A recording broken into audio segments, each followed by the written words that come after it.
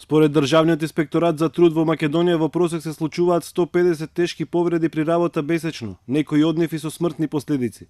Најголемиот број повреди при работа се случуваат во земјоделството. Овие бројки ја алармираа Организацијата на работодавачи, која бара големи измени во постоечкиот закон за безбедност и здравје при работа, но и потреба од нов закон. Тие предлагаат поголема улога да им се даде на стручните лица во компаниите кои имаат положено испит за безбедност и здравје на работа, да се прецизира одговорноста на работодавачот и лицето задолжено за безбедност и здравје при работа, но и одговорност да имаат и надворешните консултанти, како и да се зајакне улогата на Националниот совет за безбедност и здравје при работа.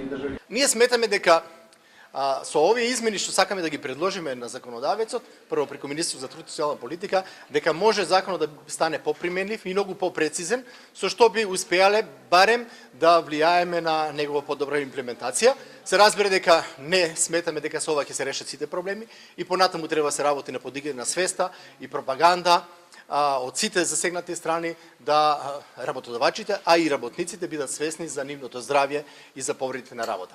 И од Националниот совет за здравје и безбедност при работа сметаа дека е неопходна промена на постоечкиот закон. Од превентивните здравствени прегледи тие заклучиле дека голем број од болестите може не се директна причина од работата, но сепак се последица.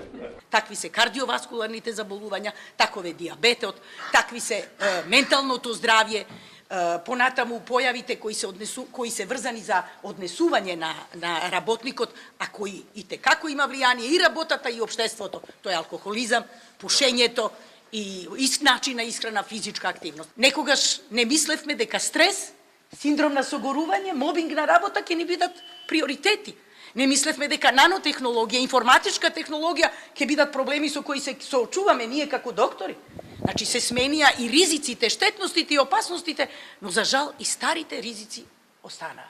Постоечкиот закон за безбедност и здравје при работа е донесен во 2007 година како надградба на Законот за заштита при работа од поранешна Југославија и до денес има претрпено повеќе измени.